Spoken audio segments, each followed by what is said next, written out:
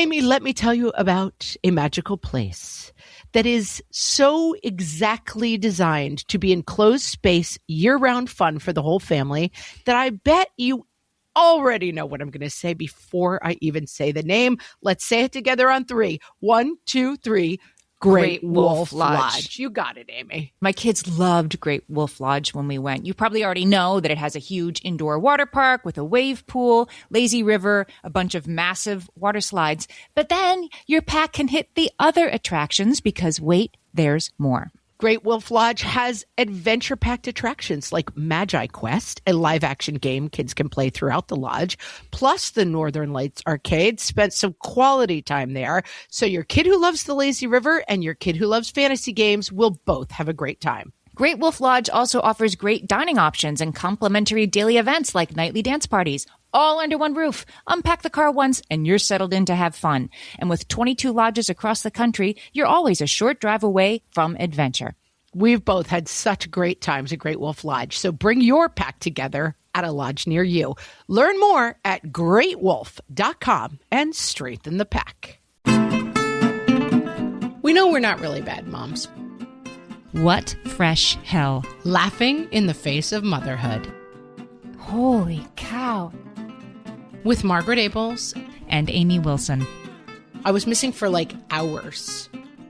A podcast that solves today's parenting dilemmas so you don't have to. Should I be fessing up to all this stuff?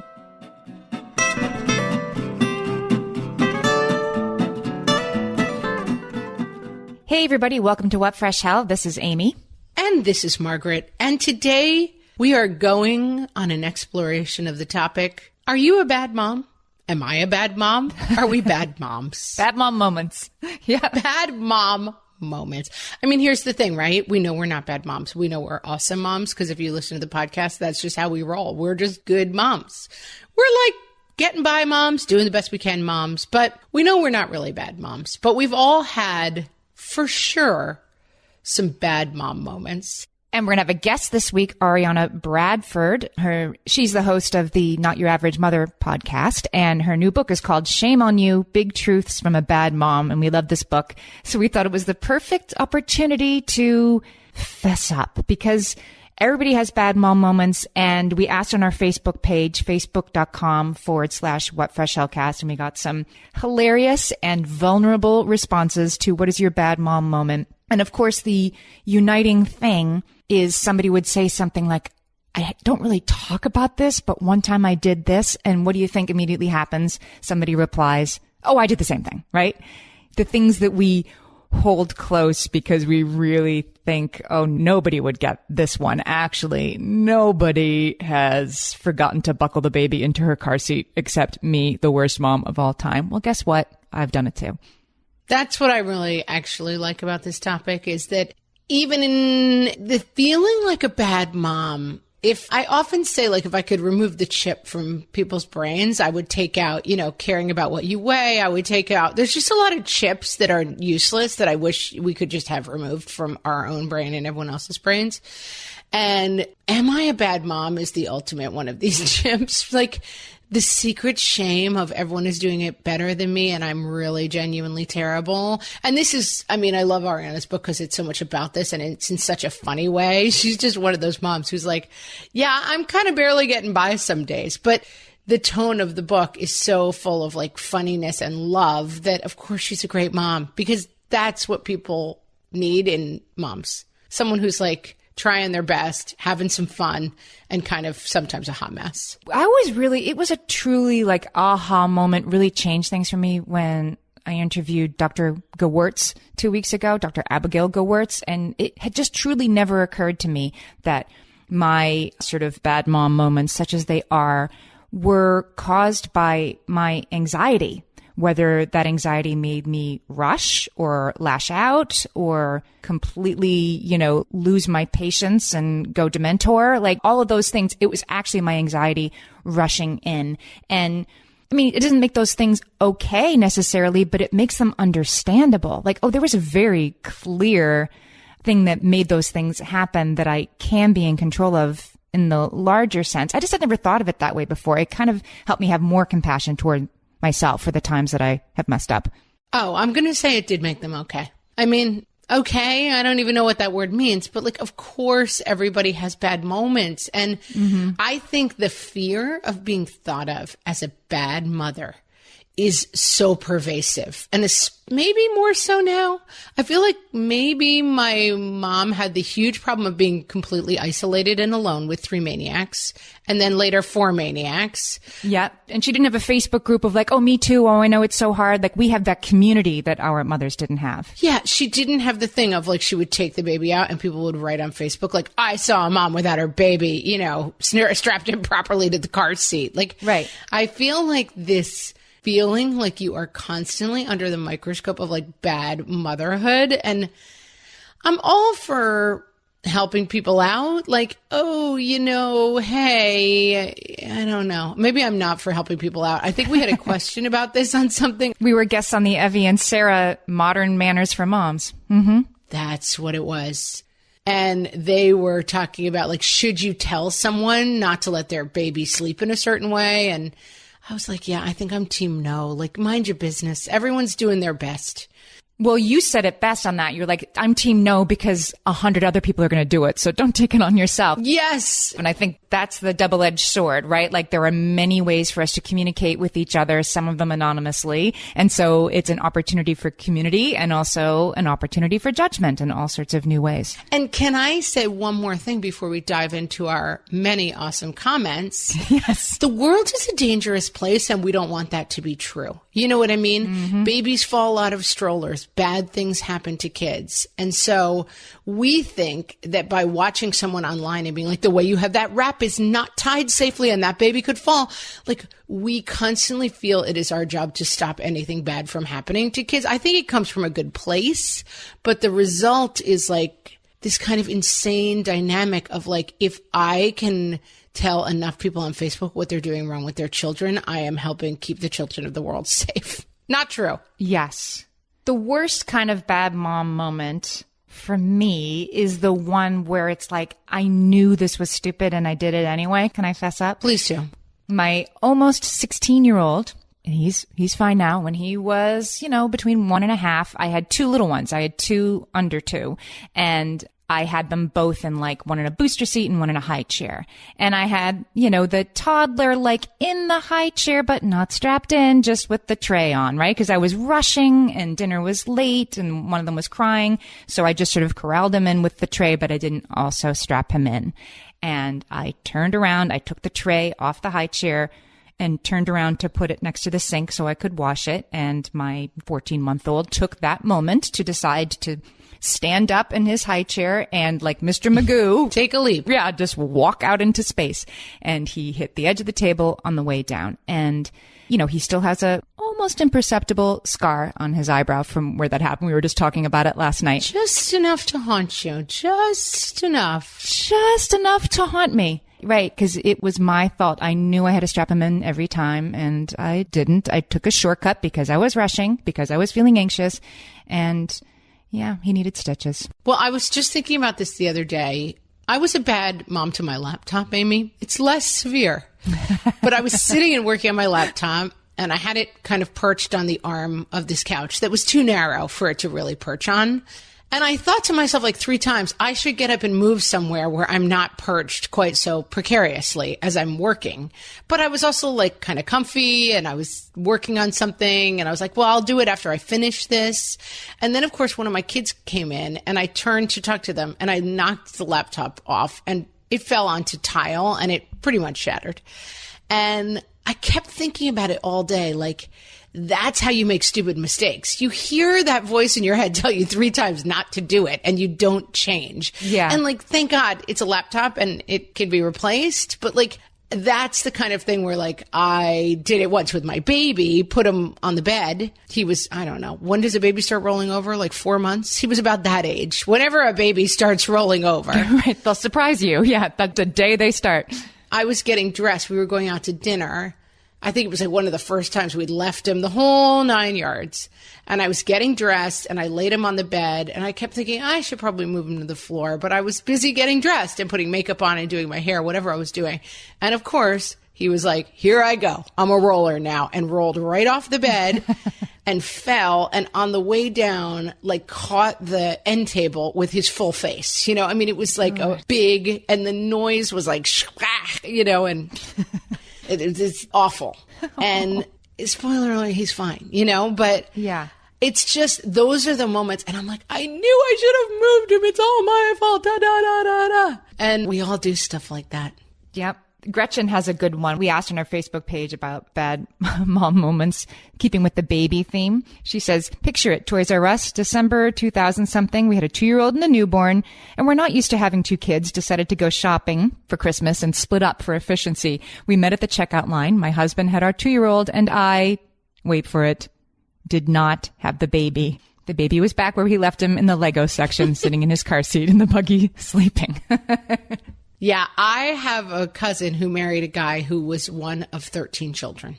Same mom, same dad, Catholic family. And I said, what is it like to be one of 13? And I just always remember that he said, you know, you spend a lot of time places waiting for them to remember that they forgot you there. It's like, right, you take 13 kids to Toys R Us, you leave like at least one of them every time. And then it's before the days of cell phones. Like his family would just go home and you would just wait for a while. I have a friend and she has 2 kids. She took her kids to the local playground that they live like 2 miles away from. And they came home, was making dinner, blah, blah, blah, blah. And then like 2 hours later, the door rang and it was one of her kids. She had forgotten him at the park. She only has 2.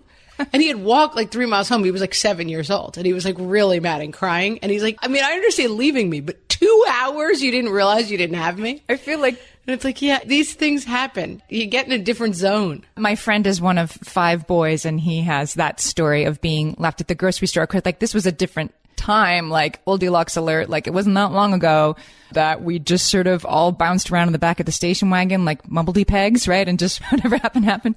Yeah, throw them in. Take as many as you can. Leave half of them home. And this poor mom, she had 5 boys. And, you know, when you don't have 5 car seats and boosters, I can see this happening. So, yeah, her neighbor found one of her, I think he was, about 7 or 8, sort of walking along the side of the state highway towards his house, and she brought him home. But here's what I want to say about this. Do you think that the dad, say in this Toys R Us story, because I'm thinking like, okay, when your baby fell off the bed, your husband wasn't even there, right? And when my son fell out of the high chair, my husband wasn't there either. But at the Toys R Us, the dad was there. Do you think that the dad carries around, like, keeps in his heart forever, like, I was such a bad parent that time that we left our baby in the Lego aisle? I mean, 1,000,000% no. No, right. I think these are things that we nurse and nurture, and like our secret shame, and I don't know, like the things we, you know, say to ourselves in the magic mirror. Or yeah, our like public shame.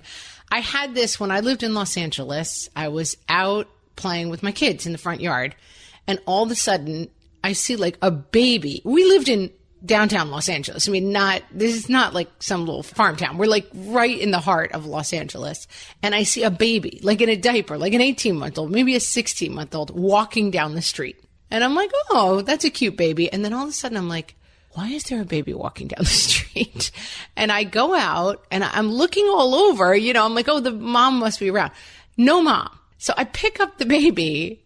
And she's cute and she doesn't seem scared of me or anything. And I start walking, but I have my own 3 kids, so I couldn't go that far from my house.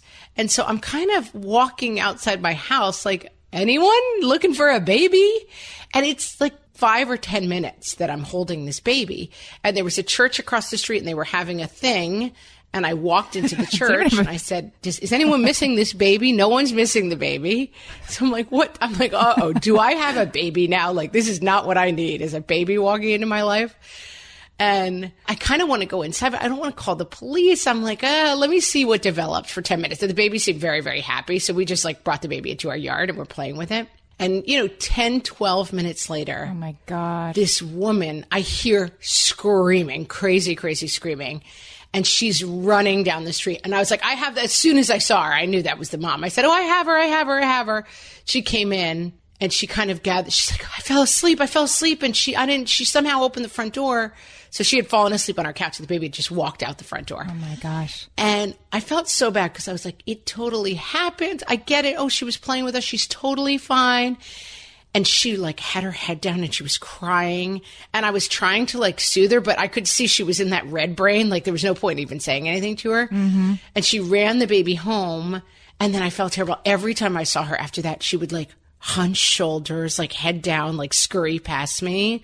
Like there's the woman who knows that I'm a terrible mom. My secret. Yeah. Yeah. Oh God. I wanted to like go over and sit with her for coffee and just be like, my baby smacked his face on an end table. This happens to all of us. But I could just tell it was like, she was not able to even like lift her head long enough to be like, I'm so sorry. My mom lost me once at a shopping mall. And I mean, it is sort of my earliest memory is walking through the mall. I was about 6, maybe 5, no older than that. And I remember walking through the mall and crying and wondering why nobody was helping a little girl who was clearly crying. Like I didn't go up to somebody and ask for help. I decided to like sort of put on a show and see what developed. And instead of staying where I was, I walked away. I walked into the mall out of the store that we were in. And by the time my mom heard her name on the PA system and, you know, had lost about a decade of her life and went like running through the mall, I was eating a pretzel and riding on the merry-go-round in the middle of the mall. And, you know, it was all good. And I mean, I remember because of the pretzel. I can for sure one up that story, Amy, but we need to get to our guest, Arianna Bradford. We're going to talk to her about her own bad mom moments, and then we will be back. Okay, sounds good. For some of us, tax season is one of the only times that we look at our finances fully, and once it's over, well, that was terrible, and it is completely understandable not to want to think about it for another whole year. But using Monarch and being intentional with your finances in an ongoing way helps you see where your money is going and how you can put your refund to best use. We are here to tell you, simplify your finances with Monarch. Monarch is the all-in-one personal finance tool designed to make your life easier. It brings your entire financial life, budgeting, accounts and investments, net worth, and future planning together in one dashboard on your phone or laptop. Feel aware and in control of your finances this tax season and get 50% off your Monarch subscription with code FRESH. As you know, my husband and I are preparing to send, 3 kids off to college, and I cannot tell you how helpful Monarch has been in showing us our full financial picture, helping us to track our spending and reach important savings milestones. Our weekly meeting, Amy, it's now run by Monarch. Love it. Achieve your financial goals for good with Monarch, the all-in-one tool that makes money management simple. Use code FRESH at monarch.com for half off your first year. That's 50% off at monarch.com, code FRESH. At DSW, we ask the important questions, like what shoes are you going to wear? Whether you're prepping for wedding season, festival season, or just planning the ultimate vacay, the right shoes can make or break an RSVP. So own the moment. You've got big plans, and we've got just the shoes. At the perfect price, of course. Get ready to get ready with Designer Shoe Warehouse. Head to your DSW store or dsw.com today and let us surprise you. All right, so we're here with our interview with Arianna Bradford. She is the author of the new book, Shame on You, Big Truths from a Bad Mom. Welcome, Arianna.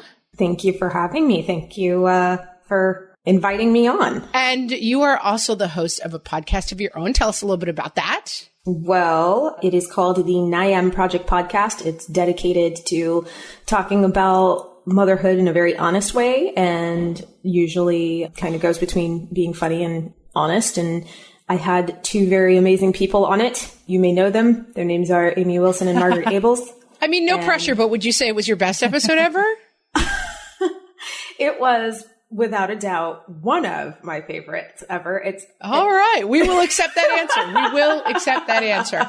Guys, Arianna is our type of mom. She is funny, kind of serious about some things when it's appropriate, and kind of laid back. And what I like about this book, which you should all get, is that it's like a very funny collection of essays, a little more sweary than we are here on the What Fresh Hell podcast, which I think you are all probably fine with. As long as you disclose that up front, that's fine. Yeah. I mean, we try not to be sweary mostly because I think a lot of our moms like to listen with their kids in the background. I don't think it's because you're not actually sweary people, moms. So this is all good for you. Arianna, what made you want to write this book? A lot of things, really. But the biggest thing being that I felt like I kept hearing the same things over and over again from moms that I spoke to. They were usually talking about just, how ashamed they felt to do things that moms should be allowed to do. Like, I feel guilty for being sick for the past week and, taking a rest. And I always thought that that was ridiculous. But then I realized that it's ridiculous because nobody ever wants to talk about it with one another because we're always afraid that we're going to be the ones to say it out loud and be judged. So I just was like, I've read a lot of parenting books, and even though I shouldn't say parenting books, they're usually kind of similar to mine in that they're like sarcastic parenting books. But, I've read them, and there just are certain things that I wished people had told me. So I decided that I was going to write the book that I wish I had had when I started becoming a parent. I think you've totally hit on, we were talking about bad mom moments in this episode and the incredibly freeing thing of admitting your deepest shame. Like one time I drove home from Target and I forgot to buckle the baby in first and I drove the whole way home that way. Like I thought you were going to say forgot the baby because someone definitely did that too. Somebody did that too. Right. That's the whole point. Like it doesn't matter the thing that you nurse, your deepest, darkest, like I can't believe I did this. If you share it, we saw on our own Facebook page, there's always somebody else to be like, oh, I did that. I totally did that. And it sets you free from the burden of I have failed and I'm also the only one. Exactly. And that's part of, where the NIAM project itself and this book came from is that I'm very passionate about like, listen, you think that you're the only one who's done anything and it's not true. We've all screwed up and made the same screw ups over and over and over again. And the only way that we're going to come to terms with the fact that like, we're not perfect, but that's okay, is if we talk to one another and realize, oh, you did this too? That's great. We talk a lot about this and I wonder your opinion on it.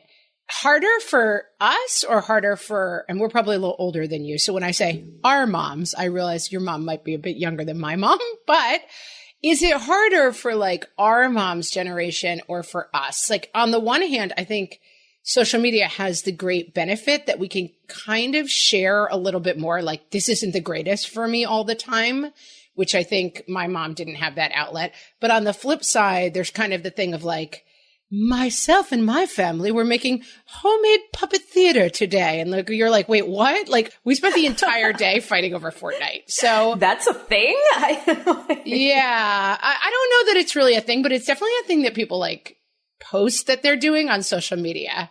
Oh yeah. So I've been asked this before. And honestly, I think that it's easier for us. And I know that some people would look at me like I'm full of it and be like, no, things are really rough right now. But I honestly think that it's easier for us and we're just not using the tools correctly. Say more about that. Because, I feel like when our parents were coming up, there wasn't really anybody at all who was supporting them in being open and honest about what was going on. Like if they, were mad at their kids, they were supposed to keep that to themselves. Mm-hmm. Even if you go as far back as the 1950s, it was like, you need to be, you need to have makeup on and be well coiffed and the children need to be clean and there needs to be dinner on the table and you need to be quiet so that he can relax after his day at work. Like there was never anything about taking care of yourself. Yeah, we're not doing that anymore, guys. No, we're not doing that anymore. And now,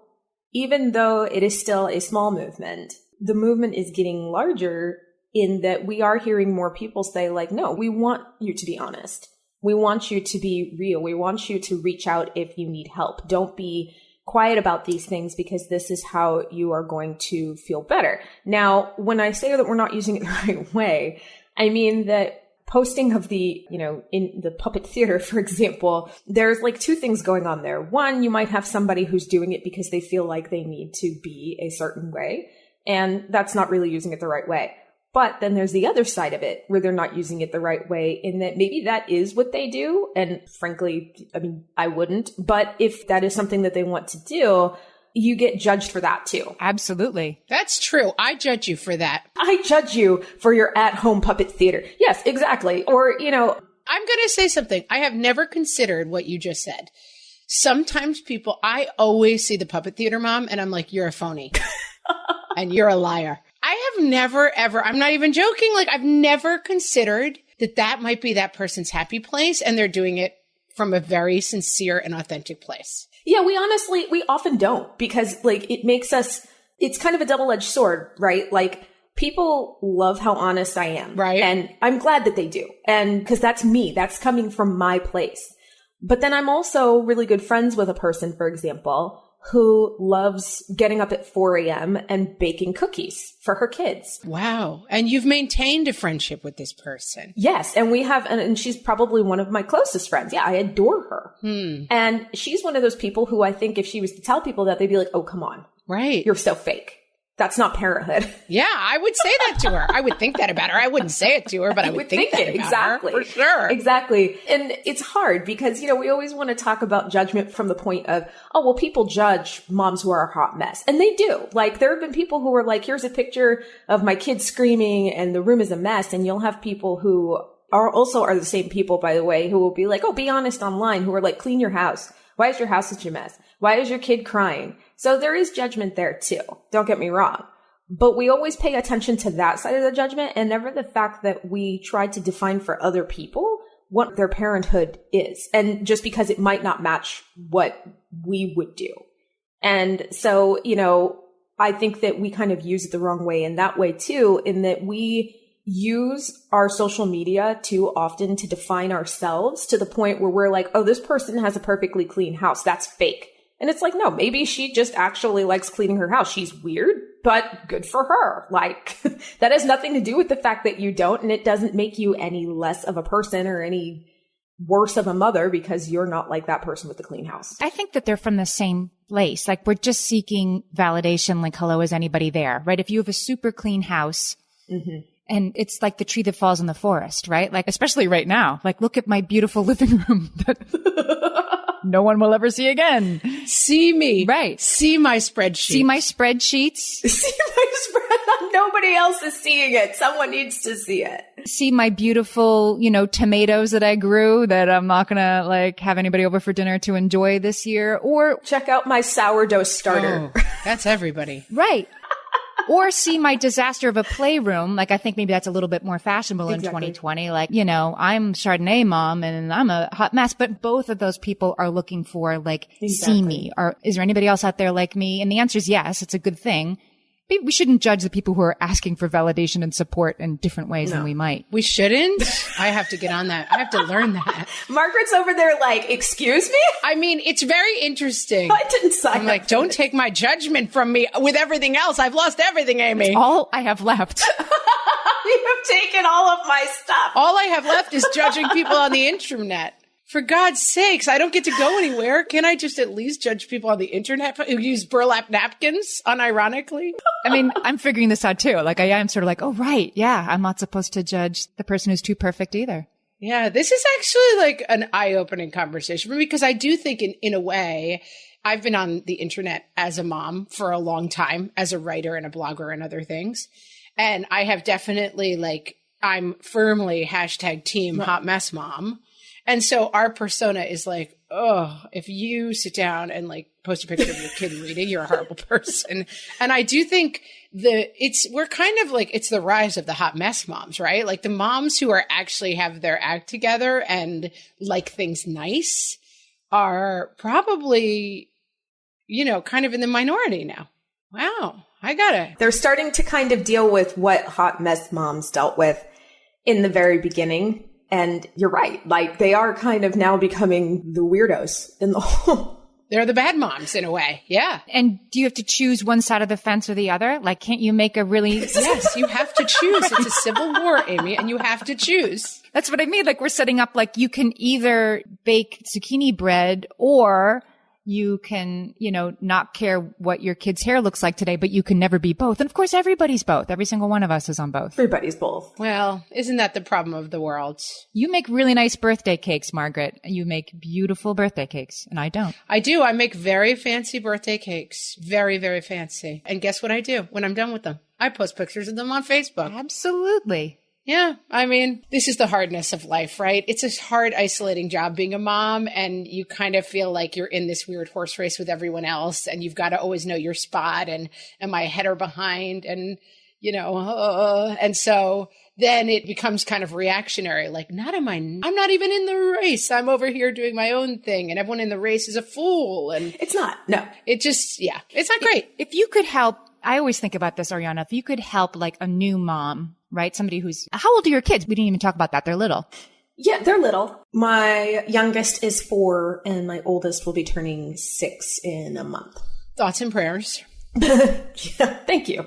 I always think of like the thing that I want the new mom to understand so that she can like jump the line, so to speak, like kind of skip the 5 years of feeling bad about herself first. And I'm not sure it's possible. I think you have to learn these things for yourself. But if you could tell a new mom a big truth, what might it be? That negative feelings are normal.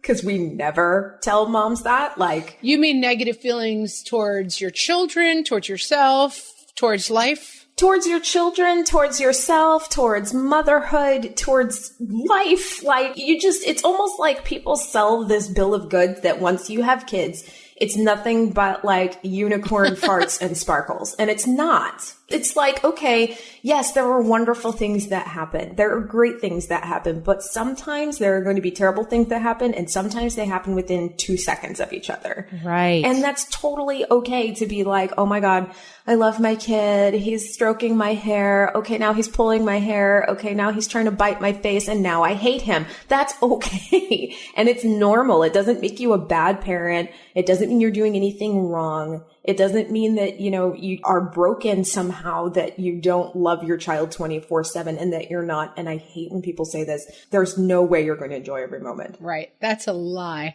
My brother has an expression when I had my first. He said, at some point, how's it going? And I was like, good days and bad days. He's like, yeah, have another. Then you'll have good days and bad days on the same day. And it's like, right, this is good days and bad days all the time. Exactly. But we're never told, like, the amount of comments that I see on social media, like just trashing parents for being honest about that kind of thing, still irritates me. Yeah. Because it's just like, it's okay to say, like, I have one friend, all of her jokes, she's very funny. All of her jokes are about how her 3-year-old is the devil, which is fine. It's hilarious to me. But there are people who will comment and say, well, if you didn't want to deal with this, why did you have kids in the first place? And it's like, you do realize that this is just like a snippet of her life. Like, I'm sure she doesn't wake the child up in the morning going, good morning, you're the devil. Right. And then put her to bed saying, good night, you're the devil.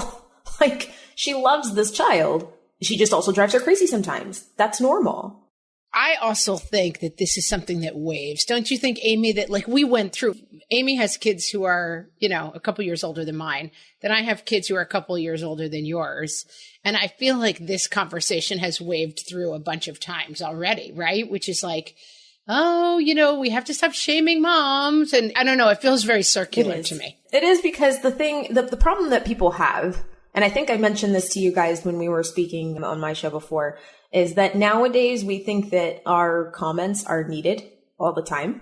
Oh, yes. This is a good truth. Like, I actually don't tell people not to judge, because judging is normal. Like, we judge all the time. Like, when Margaret was like, don't take away my judgment. Like, actually, Margaret, if it makes you feel any better, you can. Right. You can't. You'll pry it from me. No. Yeah. No, you can have judgment all you want. Like, judgment is natural. Like, I'm not going to lie. There have been times that I have been outside and I have seen somebody doing something with their kid and I've been like, okay, that's weird. And I'm just going to turn around and walk in the opposite direction. Judgment's natural. The difference is when you take that judgment and you feel like everybody needs to know about it. That's when it becomes an issue.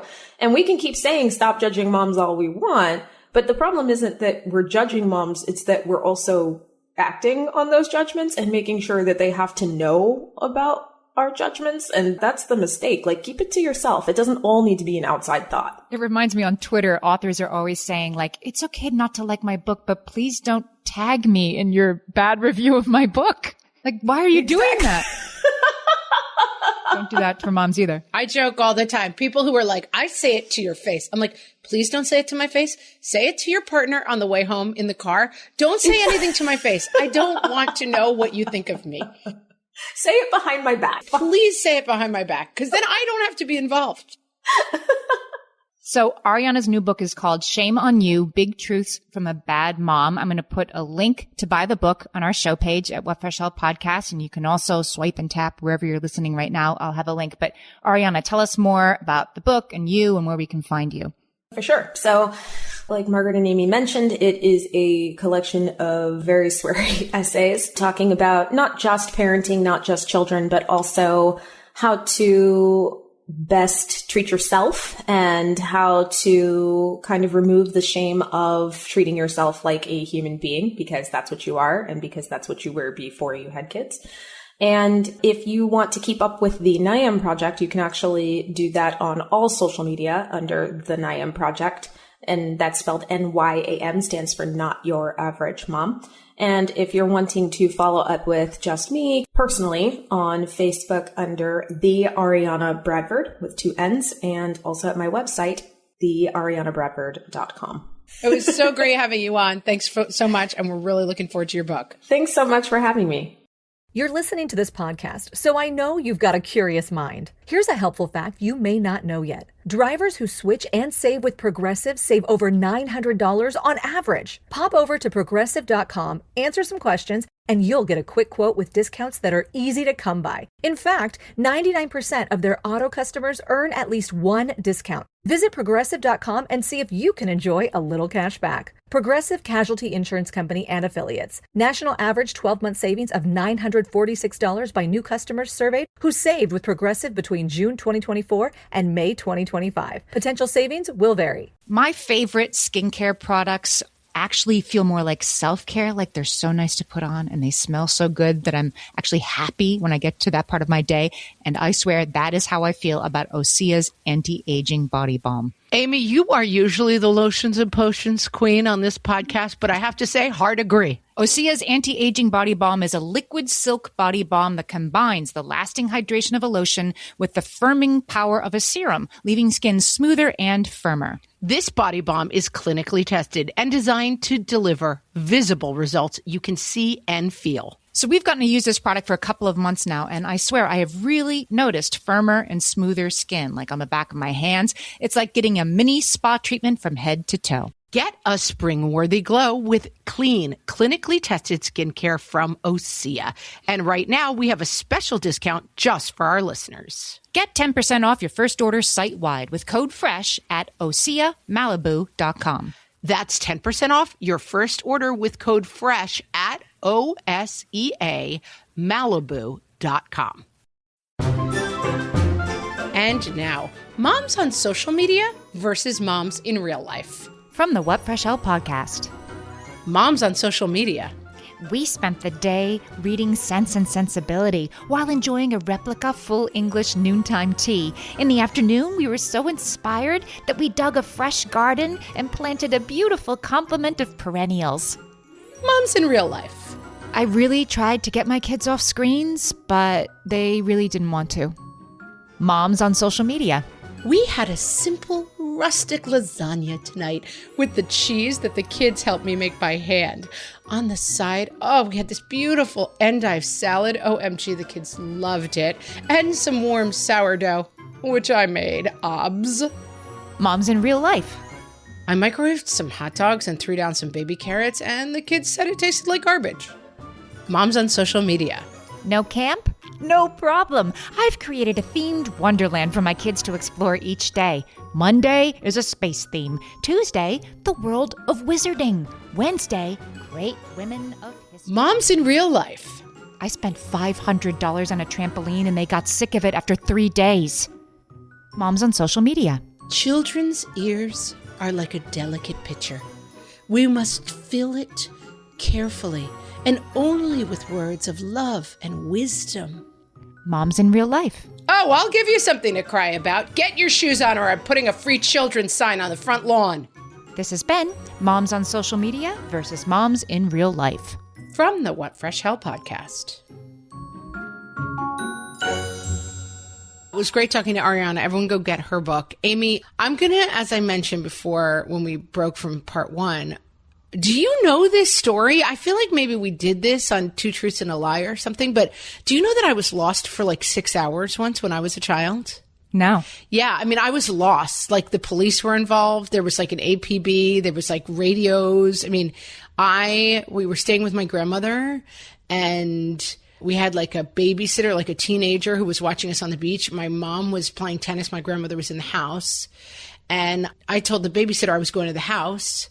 And when I walked up to the house, there was this weird gate. And I was always like, what's on the other side of that? I was 2.5, 3 years old. I mean, I was really, really little. Oh, no. It must have been ajar because it was usually locked, and I walked through it. And then I started walking because I was like, I'm on the other side of the gate. I can't believe it. I mean, I don't know how much of this I remember because I was so little.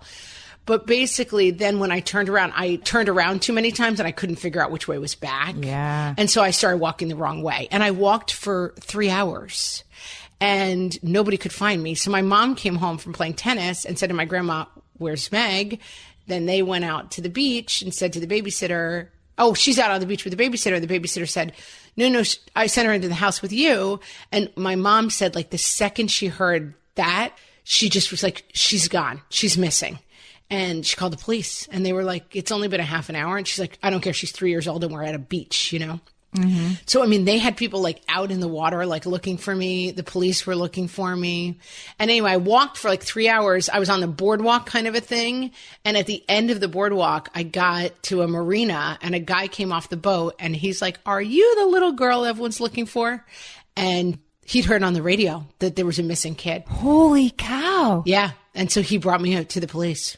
Holy cow. Yeah. But can you imagine my mom? I was missing for like hours. And definitely, like, the traumatization afterwards is your mom's more than your own. Oh my gosh. Well, the real person who was traumatized in that situation, the babysitter, was like, I lost this baby, you know? And so she was like some girl from like Kansas who would come in for the summers because she wanted to spend the summer in New York and help take care of the kids. She was like kind of like an au pair, but like an au pair, you know, oldie-timey au pair. Like, it was a very loose arrangement. And my mom said they weren't sure they would use her the next summer, but the next summer they were like, we have to like call her back because she's going to think that we didn't want her because she lost the baby. All she did was lose the baby. Apparently she was like completely traumatized by it, and thank God it had a happy ending. Wow. But yeah, I mean, that's pretty bad mom moment, bad babysitter moment, but look, it happens. When you said Two Truths and a Lie, this made me think of what I thought was the absolute winner of all the people who came to our Facebook page and put forth their own bad mom moments. This is Trisha's. She says, my son jumped out a second-story window when he was 2. I was about 4 feet away from him. Oh my God, I love this one. I was about 4 feet away from him. There was a screen in the window. 1 second he was there. The next he was gone. And then there are many mitigating circumstances afterwards. Number 1, he was fine. Number 2, he was potty training, so he fell out naked from the waist down. That's a hard one to explain. So she called 911, but she got him dressed first before she called 911. Cover up the scene of the crime. I like your style. And when the EMT showed up, he told her that some kid had just fallen out a window last week and had landed on an AC unit, and he was fine. So that made her feel a little bit better. The child found the x-rays much more traumatizing than the fall out the window. And this kid who was fine is now 11. And when he plays Two Truths and a Lie, that's his good story. I like Carrie's. Last year, I lost track of one of my daughters in an indoor playground in the mall. Found her at the stroller parking, digging into a pregnant mom's food court leftovers. Triple fail. I mean, first of all, that's a good sign for the kid. She knows where the good stuff is. Right. She knows who to go to for food. And she knows how to find it. Like, that's pretty impressive. I have a pretty good one of my own. Bad mom moment. Should I be fessing up to all this stuff? I guess I'm going to. Here I go. I don't know. I think the statute of limitations for CPS is probably expired, don't you think? Yes, it is. That same kid, by the way, I mean, not funny, but absolutely true. So one kid, one of my 3 children, needed stitches 4 times before his 4th birthday. Some kids are just like that. It's always that way to me. Like, there's always one kid again and again and again. Right? Like, 2 of my kids have had 0 stitches ever, and one kid had 4 on his head before his 4th birthday. So anyway, when we were repeat customers at the ER he fell out of the high chair, and then 6 months later, oh God, I don't even remember what they all were anymore, but like he slipped and hit his head on the countertop. There we were back at the ER and Child Protective Services. I didn't realize it was happening until I was halfway through what I thought was a pleasant enough conversation. You know what I mean? And then I was like, it's happening. They're interviewing me. Right. And then you're like, uh-oh, this is not good. And they were trying to get him, he was only about 2.5. They were trying to get him to say what happened. And he just was like, big truck. That was about what he could say at that time. But I think I was saved because I had gone to the emergency room with a diaper bag full of like toys and snacks and books. And when they came in, he was like driving his trucks around. Yeah. Like she brought him trucks. So I guess he was okay. Right. You look like you were doing okay. Right. He was happy. That happened to me. I had a kid who fell. We were having an adult party and we had set our playroom up like a movie theater. And my kid went to get up. It was dark and he tripped and he bonked his eye like right on the corner of the table. And he didn't need stitches or anything, but it came up as like a cartoon black eye. Like it was just huge and black. Like it literally looked like someone had punched him right in the face. So I sent him to school and I didn't think or didn't realize, take this from me, guys. If your child has a really bad black eye, call the school beforehand and be like, this is what happened. Because of course I never thought of that. I just sent him to school and they called and they were like, hi, what happened? And I said, he fell this weekend. He tripped and fell in our playroom. And the nurse said to me, he told us it happened in a movie theater. Oh, no. And I was like, oh, no, our stories don't match. And I was like, no, see, we set the playroom up as a movie theater. That's why you said movie theater. And I was like, oh, no, now I'm just doomed. And you just waited on the front steps for the cops to come, but it didn't happen? No, they didn't. They never showed up. They had something else to do that day, I guess. Kimberly has a genre of mom moment that I feel, bad mom moment that I feel like we have not explored yet. When my son was 2, she said, he got his head stuck in the stair rails. I definitely went to find my phone to take a picture before attempting to free him. I like this one where you're like, yeah, it was a bad mom moment, but I wasn't going to let that go by. It's not that bad. He was safer than usual, that 2-year-old. He wasn't going anywhere. Yeah, exactly. It was like you could have maybe gone out and gotten dinner. You're like, I know where he's going to be when we come home. I think that is a healthy impulse. I have a memorable picture of my 2 kids. Like one was really pulling the other one's hair, and it's just like the perfect picture. And I did take a picture before I separated them. Sometimes it's a good shot. Let's go to the ones where we get ratted out by our kids. I mean, this is a more passive bad mom moment, but it's still hilarious. Rebecca says, when my daughter was 5, we went out to dinner and I ordered a large margarita. For some reason, they brought 2, and my daughter said to the waiter, just leave it. My mommy will drink that one too. I had this once where someone mentioned beer and one of my kids shouted so loud, beer? That's my mom's favorite drink. It's like, well, I mean, I like it. I don't know if it's my favorite. But I think like what saves you is the understanding that like, even though you're in that moment, you want to like crawl into a hole. Everybody else listening is actually having this me too. Like, oh, thank God I'm not the only one. Well, as you said in the beginning, and I feel like this is so key, you tell someone your darkest bad mom secret, their reaction is going to be, I know someone who something 10 times worse happened to. You know, I mean, yeah, it just works that way. And that is the power of the mom community. That's why I love Arianna's book, because it's like, guys, we are all mess at this in our own ways. And we all have this unbelievable deep animal instinct to keep our children safe. And we realize to some degree how difficult and impossible that job is, you know? Right. And I so remember like holding my newborn. I had really bad like postpartum anxiety and thinking like of like the 20 scars that I have on my body. Like this is where my sister, you know, scratched me so deeply that I still have a scar. This is where someone threw a lawn dart and it hit me in the leg. This is where, and like this scarless baby that I was holding, like, oh my God, what is going to happen to this poor kid, you know? And like the idea that it is your job to prevent that is just so anxiety producing. And at the end of the day, you're not that much in control of it, and that's hard, but it doesn't make you a bad mom. That's what I want to say, Amy. No. If you're holding this stuff in, like, find somebody to talk to. You don't necessarily have to tell 10,000 moms in a mom group because there's judgment lurking everywhere. But the more you're holding something in, the more it's going to eat at you. The more you're holding it in, right? The more it's probably an indication like you need to unburden yourself. You need to talk to somebody. And if you are struggling with anger or anxiety, it's not something you have to handle alone. And I hope, if anything today, this has shown you like, we've done it. We've all done it. And our kids are big. And my kid fell out of the high chair and, he's a sophomore in high school now and everything's fine. Amy, I want to finish strong on one that's funny, and I also have a one-up too, which is Sam says, we were on a holiday at the beach. My son ran down to the water's edge, pulled his trunks down, put his hands on his hips, and peed into the sea. Then mid-wee, I believe Sam is from somewhere overseas, he twisted around to wave at us and shouted, "It's a lovely day." I love this story, and I have a worse one, which is that I took my kids to the beach. I had at the time, I have 3 very close kids, so I probably had like a 3, 2, and 1-year-old. And my 3-year-old, or maybe 4-year-old, as soon as I get unpacked, now I have to go to the bathroom. And I'm like, there's no way I can like take all the 3 of these kids back to the bathroom. So I was like, just go and swim and just pee in the water while you're in there. It's the ocean, guys. It's not like, I'm not saying to do this in the pool.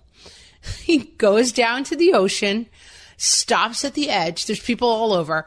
Puts his trunks like around his ankles, starts peeing in the ocean. And then when I start yelling at him, he screams back for the whole beach to hear, "You're the one who told me to come pee in the ocean." Oh, no. Yeah. I was like, I think we'll be leaving the beach sooner than I originally anticipated. But that's the thing, guys. Everyone's got one. Everyone's got one. And it's probably even worse than yours. You are not alone. Oh, we want to thank Arianna Bradford. Her new book is called Shame on You, Big Truths from a Bad Mom. I'm going to put a link to get the book up on our show page at whatfreshhellpodcast.com.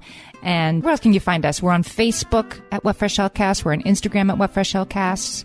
We are on Twitter at WFH Podcast. And we're even on YouTube and TikTok now. Come on, guys. Join the party. All the things. Come find us. If you're on social media, we're there. Come find us, follow us, subscribe to the podcast. And guys, we'll talk to you next week. All you bad moms, you. Thanks, everybody. Bye. Bye. This is a Monday.com ad. The same Monday.com helping people worldwide getting work done faster and better. The same Monday.com designed for every team and every industry. The same Monday.com with built-in AI, scaling your work from day one. The same Monday.com that your team will actually love using. The same Monday.com with an easy and intuitive setup. Go to Monday.com and try it for free. Yes, the same Monday.com.